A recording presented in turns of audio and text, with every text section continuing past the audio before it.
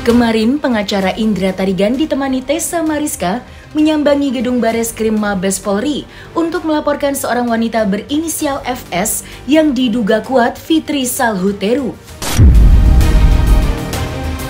Indra Tarigan tidak hanya melaporkan Fitri Salhuteru, tetapi juga melaporkan seteru lainnya, yaitu Aji Pujianto.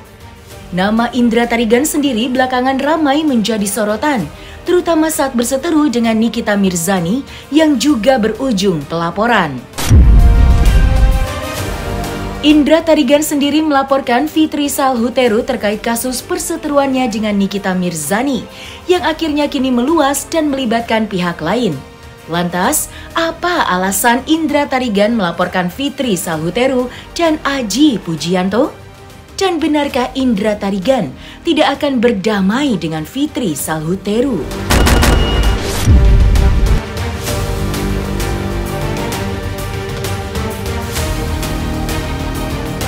Ya, untuk laporan FS sama P, ini kebetulan pelapornya satu lagi berdatang.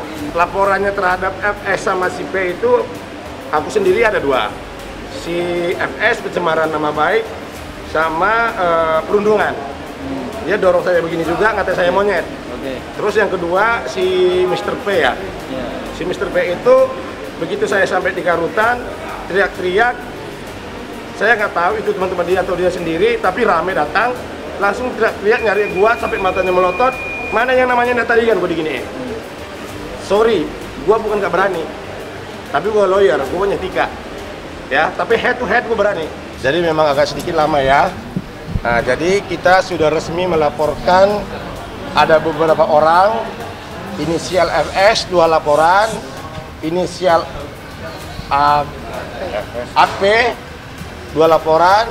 Yang saya laporin itu si FS sama si AP ya, itu persekusi karena dia kan tiba-tiba datang cari nama saya, teriak-teriak dan begini saya, teng gitu kan. Dan si FS ini dorong saya begini, ya, padahal saya kan nggak kenal yang namanya si AP itu, gitu loh. Dan saya nggak pernah follow Instagramnya dia, dan dia juga nggak pernah follow Instagram saya saling nggak kenal. Nah, kalau masalah dia marah di Instagramnya dia, kenapa aku bilang injak lehernya dia, itu yang komen di situ kan netizen. Gua pikir dia netizen, kan gitu. Nah, pas waktu kita diserang itu malah dia sendiri yang bilang, oke, kami udah mau apaan segala macam. Tetapi dia bikin laporan kan, oke, gua tunggu laporannya, nggak apa-apa. Kan gitu. Gua gentle, gua tunggu laporannya, kapan? Ya nggak apa-apa kalau yang sampah ngomong begitu ya. Gak apa-apa, sampah juga, kita juga nganggap dia sampah kan? No. Yang kemarin juga kan harusnya FS ini belajar dari yang kemarin. Kemarin juga laporan gitu dibilang sampah tapi jalan. Iya gitu. Gak boleh kayak gitu. Gak apa-apa kan dia bilang kita sampah, dia... Berarti kalau dia bilang itu laporan sampah, berarti kantor polisi itu tempat laporan sampah. Ya kamu tunggu aja panggilan kamu, kalau kamu bilang sampah, tunggu aja. Siapkan aja jantung, berarti bapak-bapak polisi semua ini kalau laporan ini dibilang sama dia sampah, berarti instansi ini juga dihina juga sama dia. Jadi kalau katanya tadi memang nggak ada tanggap, nggak ada gunanya laporan, ini pesan buat bapak yang ada di Bareskrim. Laporannya sampah katanya. Kalian tadi udah capek-capek ini, laporan ini dianggap laporan ini sampah, tolong sampah itu ditangkap segera. Enggak, tolong dijalankan dengan bijaksana, profesional dan profesional. Iya, gitu. Kasihan lo udah capek kerja lo tadi, berbagai macam penyidik lo kita lewatin. Masa sampah? Kita ke lantai 10, ke lantai 4, ke lantai ini. Jangan terlalu menganggap remeh karena laporan yang kemarin pun Dito pun dianggap remeh, akhirnya jalan. Iya, laporan saya terhadap NM juga bilang sampah kan? Tersangka sekarang. Dan satu lagi informasi, ada lagi satu lagi yang jalan di sini. Jadi hati-hati jangan bilang sampah. Laporan saya terhadap NM udah tersangka loh. Apakah itu sampah? Nggak sampah sayang, jalan. Biasalah kalau sampah teriak sampah. Berkas sudah dikirim ke kejaksaan, bulan depan kamu akan disidangkan. Wow. Ngeri nggak tuh? Jangan serius amat muka. Jadi kalau misalnya, misalnya siapa namanya FS itu ngatain kita sampah, cukup daur ulang, diam. Kamu itu daur ulang, lebih dari sampah. Kalau buat FS ini genderang penderang sampai mati nggak bisa damai. Kalau NM bang? Kalau NM juga enggak. Kalau Mas Apik, ayo monggo kita ketemu. Perseteruan panas yang terjadi antara Indra Tarigan dengan Aji Pujianto sampai kini masih terus berlangsung. Terbaru perseteruan keduanya berakhir saling lapor satu sama lain. Jika sebelumnya Indra Tarigan yang dilaporkan, kini giliran Indra Tarigan yang melaporkan balik Aji Pujianto ke Bareskrim Mabes Polri baru-baru ini. Baik Indra maupun Aji Pujianto mengaku sama-sama siap bertarung hingga ke meja pengadilan. Lantas, sudah sampai manakah kabar pelaporan yang Aji Pujianto laporkan terhadap Indra Tarigan? Dan seperti apa pula tanggapan Fitri Salhuteru usai dirinya dilaporkan? Terkait masalah ancaman aja, ancaman di sosial media, ya ini adalah bentuk kekhawatiran saya, yang dimana saya dan beserta keluarga merasa khawatir terhadap ancaman-ancaman yang seperti itu terhadap saya. Kendati pun saya sudah tabayun dengan beliau, artinya saya mengkhawatirkan saja karena dia tetap masih bersorak-sorak ria, dan dia tetap juga melakukan kata-kata yang tidak sepantasnya dia ucapkan di sosial media. Dan menurut saya ini tidak layak untuk dibiarkan, tidak mungkin saya biarkan.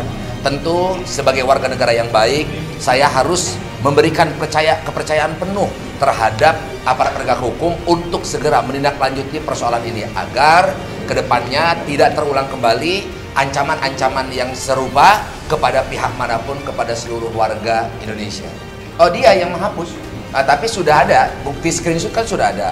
Bukti screenshot juga sudah ada, dan bukti video pengakuan juga sudah ada. Teman-teman juga sudah melihat semuanya viral di media bahwa bukti pengakuannya kalau beliau itu adalah akun medsos itu adalah milik beliau, dan dia yang melakukan itu juga beliau sudah mengakui. Nah, tinggal kita bagaimana, tinggal memberikan kepercayaan sepenuhnya kepada aparat penegak hukum. Pertama, dia menguploadkan dengan rekan-rekannya yang notabene adalah yang berbadan-badan tegap itu, ya, bahwa dia akan datang hari Senin, katanya pertama narasi awalnya akan datang hari Senin bersama rekan-rekannya, dan kalau perlu lu palanya gue injak juga gitu. Jadi bukan hanya ibu pansos apa nenek pansos, bukan hanya nepos katanya kan, bukan hanya nepos, tapi pala gue juga akan diinjak. Nah itu ternyata nenek pansos itu ya bukan Bu Fitri. Kemarin kan nenek pansos itu kan temannya sendiri. Nah, ini artinya ini bentuk kewaspadaan saya dan kekhawatiran saya saja. Dan tentunya saya juga di sini adalah sebagai pembelajaran juga untuk seluruh warga negara Indonesia, karena bagaimanapun tidak ada satu bukti ya yang menunjukkan yang membuktikan bahwa narasi dia itu benar. Bahwa saya mencekik segala macam, nah itu hoax. Itu jelas-jelas fitnah. Al-fitnatu wal qatl. Fitnah lebih kejam daripada pembunuhan. Gitu. Jelas tidak baik lah seperti itu. Nanti saya bisa itu pencemaran nama baik. Oh gini, kalau kita ini kalau udah bertarung ya lain cerita. Artinya begini, bagus. Daripada dia menggunakan jasa-jasa preman, dia mengadu-ngadu ke ormas, justru itu nggak bagus. Tapi kalau dia menempuh menggunakan instrumen hukum, berarti dia warga negara Indonesia yang baik. Kalau dia justru dengan membawa preman, dengan membawa jasa keamanan, bodyguard, segala macam, atau ormas yang digunakan oleh dia, justru itu tidak bagus. Tapi ketika salah satu warga negara Indonesia itu ketika dia terlibat masalah yang berkaitan dengan regulasi, undang-undang, berkaitan dengan hak dan kewajibannya, maka satu-satunya langkah yang paling tepat adalah instrumen hukum yang ditempuh.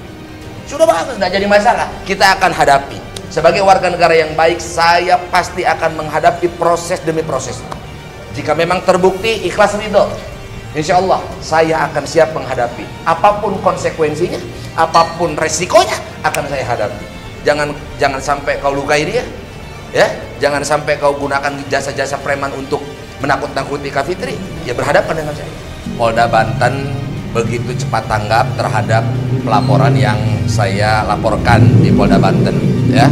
Dimana pertama saya melaporkan persoalan ini, kasus ancaman ini di Polres Kota Serang. Akan tetapi dari Polres Kota Serang saya diarahkan untuk melaporkannya di Polda Banten. Sekian lama saya menunggu di Polres Serang, ternyata jawabannya adalah saya harus melaporkannya persoalan ini ke Polda Banten. Dan alhamdulillah sampai jam 2 malam kemarin saya melaporkan, diperiksa langsung juga oleh penyidik. Alhamdulillah laporan kini usai dan sekarang sedang berproses dan sedang berjalan. Insya Allah jika memang saya diperlukan untuk dimintai keterangan, insya Allah saya akan hadir. Karena informasinya seperti itu. saya nggak tahu ya mau apa ya, saya juga kan cuman mendengar benar atau enggaknya saya nggak tahu siapa yang, kan saya juga nggak menyebut nama.